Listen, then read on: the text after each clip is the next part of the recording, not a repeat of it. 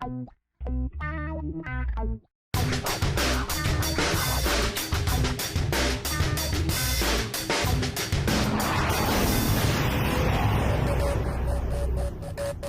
evening, everybody, and welcome once again to another edition of the Boogiezone Community Class interviews. I don't know what that sound was, but that's the sound of us not really caring about how many followers you have, but about bridging the gap and introducing you to the next generation's leaders, because that's what the community class does. And Big Will Simmons has been at the forefront of the next generation for how many years have you been dancing now? I've been dancing for about, I want to say 16 years, and then professionally for about 11 years. A little over a decade. Yeah, that. And how old are you currently? I'm 22. Half his life as a professional. Yeah. Yeah, wow. Well, I want to thank you once again. Ridiculously great class. My body just cannot keep up. But I wanted, you see me over in the corner. I'm like, no, you were feeling it. You said that. My body. It's not working. As long as you had a clean Dougie, that's all that matters. Exactly. So I want to ask you, what was the inspiration for the choreo? Was it the song itself, or was it something that you just put together because you were like, all right, I got to teach a Steezy class, or I got to teach community class? I mean, I feel like you have to obviously know your audience. Yeah. When it comes to classes, you know, sometimes if you teach a Gravy Babies piece, it's not the same thing that you teach a beginner's piece. So you have to know the audience. But I think I heard this song literally probably like, I think it was like on like TikTok or something like that. Or it could have been like in a club. I don't know, I've been going to a club a lot recently. So it could have been like, I literally heard the song in the club, took my phone, Shazammed it, and I was like, da-da-da. And then when it really clicks in my head, it just stays on repeat. Yeah. And I just had it saved, and I was like, I gotta have it for a special day. So I had the song saved for about a week, and then I was like, I gotta bring it here. So I think that was just my inspiration, was just like, I heard the song, I knew I wanted to do something special to it, and then just party it out and just have fun and not care. Man, okay. So I know we talked about you being a dancer. However, lately you've been getting into more acting ventures. You are actually, you have your SAG AFTRA card and all of that. You are on a couple of different things on Netflix. Yes. Look at that. The whole Jason Rodello clapping his cheeks in a Spider-Man suit thing paid off. Exactly. Click to that video if you guys don't know what we're talking about. And we're back. But yeah, no, so I was on Never Have I Ever season 2. Yeah. So it was really cool to just be a part of the franchise and be a part of the series, and then, you know, hopefully to come back with my character as well. But, you know, just trying to have that smooth transition from dancing and acting, just kind of back and forth. Yeah. Well, I mean, as a lot of dancers know, dance is a little bit of acting and theater in itself. That's what the performance aspect of things is. So with that being said, I kind of wanted to ask, where did the intention and mindset for, like, okay, you wanted it to be groovy, but what type of intention did you hit this choreo with? Like, where did the moves come from? I think a lot of it came from just like a lot of West Coast inspiration. You know, we got a little bit of crip walking in there. We got like, you know, what's it called? Cut this part out. But like, what's this? The smeeze. Oh yeah. So like, you know, like we got like crip walking in there. We got like the smeeze, and I think it's just like I said, the song is very just that West Coast vibe that beat into it. So when I first heard it, I was like, all right, let's just have fun. Let's just party it out. Yeah. So I think that was just my inspiration, was just perform and not have it so structured. To usually my other pieces of choreography is very structured, very arms and like placement. But with this, I was like, I just want dancers just to feel like dancers again and just have fun and feel like themselves. I had to applaud that message. I really do. There are, and we did have a couple of people that were a little stressed out, even though you did encourage them to get free, you know, do what you do, take class. Since you're dancing now, since you're teaching now at Millennium more often, you do that on Saturdays, but probably won't be there for a little while, depending on when you actually watch the interview.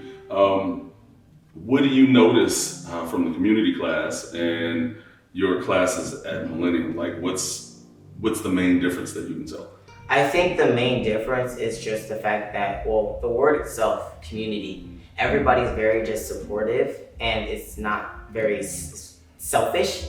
I feel like no matter who you are, you can look to the person to the left of you and encourage them and say, hey, let's dance, let's have fun, hey, let's party it out, hey, like, you know, I saw you killing it. Or I feel like in other classes, which is just an LA atmosphere in general, not just the studio itself, is that a lot of people are more selfish based, which is not a bad thing, but you know, you gotta be selfish. Sometimes you have to be selfish to win, yeah. But like I said, with this particular song, there's a reason why I chose it because I knew it was very free. Yeah. I didn't want it to feel very competition based and feel like you have to be in your head to do the dance. I wanted to feel free and feel like, okay, if this was something that came on at a block party, you could literally pull everybody to the side and be like, oh, yo, we all know this dance, let's turn up and have fun. And you know, that's why that first move is that boom, tap. Like, I wanted it to feel, you know, like a community. I wanted it to feel like a party overall. Nice. Okay. So then I have to ask, because you've been doing this for so long, what do you think has been your biggest growth point from dancing choreography to becoming a choreographer and being on tour with all these main artists and going overseas and all of this? Like, you have all this life experience now. Like, when you were Big Will Simmons and you were under 5 feet, no, I'm over 5 feet.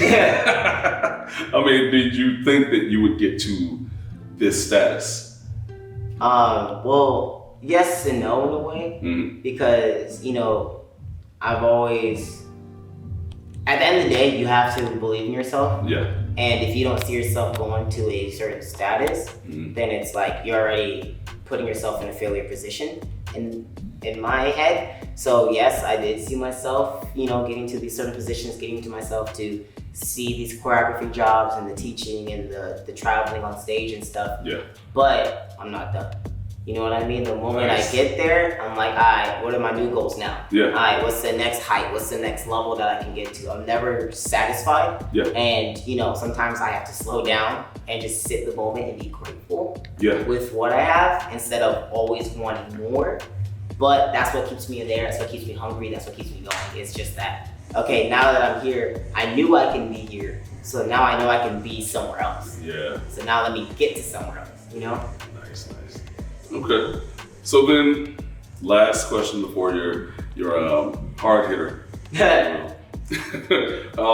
What advice do you have for anyone that is taking class after class after class just so they can post it on social media? What advice do you have for them as far as what their status is with why they're going to class and if they actually want to take it seriously as a career?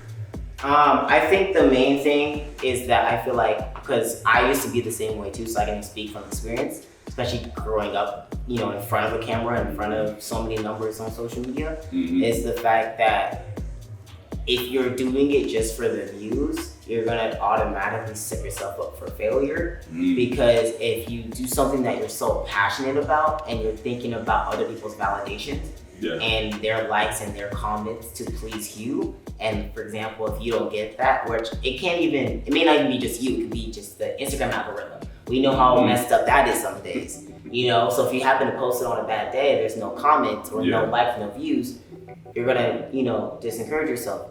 So I feel like at the end of the day, you have to do it for you. You have to really just sit there and say, you know what, no matter how many views, no matter how many likes, no matter how many people come to my class, I still have 5 people that come to my class. I have, for example, like today, 30 people, 50 people come to my class. Like, you know, at the end of the day, I'm doing it for me. I'm doing it because I love it. I'm doing it because I'm proud of my work and I just want to put it out there, and whoever likes it and wants to see it, they can see it. That's for them to judge. But no matter what people say, even if it's positive or negative, it's not going to affect me either way because I love it for me. Nice. I appreciate that a lot.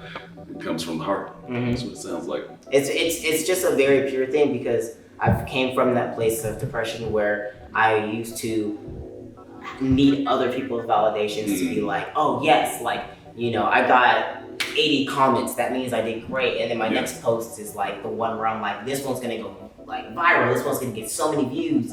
I love it. And then it has 2 comments, and then I'm like, am I not a good dancer? Am I not this? Like, no. There's so many other components to it. Or just take that out of your head and take that out of the worry for you. Because that's only gonna be self-sabotaging yourself mentally, physically, and in the future. Yeah. There you go, man. And this man refers to what he does as art. Just take that into consideration. You gotta love it. You have to. Because, there's a thing that us choreographers do no matter how much, or even just dancers or anybody in general. But the reason I'm saying choreographers is because it is your own creation. We are putting ourselves in this vulnerable position to give a piece of us, teach it to other people, and then post it online to be like, hey, here is like my left finger. I need you to view it. It's weird, but like that's just what us choreographers do no matter what style it is. Yeah. So at the end of the day, it is a part of me. It is my art. It is my creation. It is like I just like literally just posted about it today, and I was like, this is my new child. Yeah. Like every piece of choreography is like my new child, my new baby, my new just part of me. Yeah. Nice. So now, hard hitter. Yeah. If we were to bring 2 baskets full of grapes that have to be pressed into wine, and you are faced with Gabe de Guzman with having to press these grapes into wine, which of you do you think would finish first? Press the grapes into wine? You are basically stepping into the basket and going Italian style, stomping, crip walking. Oh, me. However you got. Easy. I got bigger feet than him. He's like a size 4. I'm a size 11. 11 and a half now, actually. I'm a size 11 and a half, Big I don't feet, know, man. big socks, big hat, big hat. You know what I mean? Big jacket. So it's like Big Will. Big Will. See? So that's what I'm saying. I think it's definitely me because I got just big feet. So realistically, if we're stepping on the same speed, the same like distance, same time, same rhythm. But that's what I'm saying. Like It's Gabe got that big energy. Yeah, but I'm just saying, still, at the end of the day, his feet are like this. You're gonna hit 2 grapes at a time. I can get at least 10 in there. That's why, like, if you ever, like, people be like, oh, walk across the room and see how, like, where center is and step it. People use my feet. Almost a size 12. There you go. I leave, like, a little space right there, and I'm like, oh, that's 12 feet right there. Boom. That sounds like a challenge. I gotta say, Gabe, anytime you want to come back and match it up, I can't say that I'll go and get baskets full of grapes, but what if I go and get baskets and throw a bunch of grapes in them? What if you actually do it? Exactly. I might go eat it. But like, actually no, that's why I would probably lose it. I'll take a snack break. I'd be like, do. Hold up. Ooh. Like, I'll be just eating it. Feet grapes? Oh yeah. It's feet grapes. I mean, if you I'll wash drink your it feet, eventually. Exactly. That is nasty. Just thinking about that. People drink wine. Feet wine. Thank you once again for coming. Thank you for gracing the whole classroom with your energy, man. Thank you for your positivity. Thank you for what you mean to the community. And maybe you all don't know, but this is definitely a bridging of the gap for me, because community class has been here for a very long time. Boogiezone was established in 2003. It's been a while, man. It's been a long time. I've literally been here since like 2000, 10 to 2014, 2009 to 2014. So to be here and, come in from a learning perspective, a dance perspective, and now into like a teacher perspective and just giving my knowledge to other people, like it's a humbling and like a full circle experience for me. Absolutely. So I want to say appreciate to you, appreciate to Ellen, appreciate to the Boogiezone family. Yeah. Just for always, having me here with open arms and just always having me come back with just a warm smile and a warm, just room to dance it. Definitely, man. Thank you very much for watching, I should say, not showing up, because you don't really show up to your own house to watch TV, unless you do. Unless you do, I'm just saying. But thank you once again. Join us here at Epicenter for the next community class. BZ Next Gen, Boogiezone Community Class Next Generation is going to be gracing us next Tuesday. That is going to be something to see, because it's going to be someone else that maybe you've danced next to teaching and taking and giving and bridging And you and know communing. what? And calling it kamikaze. Kamikaze. Wow. Just saying. It's lovely. I'm Philemon Hardy-Moore. We out.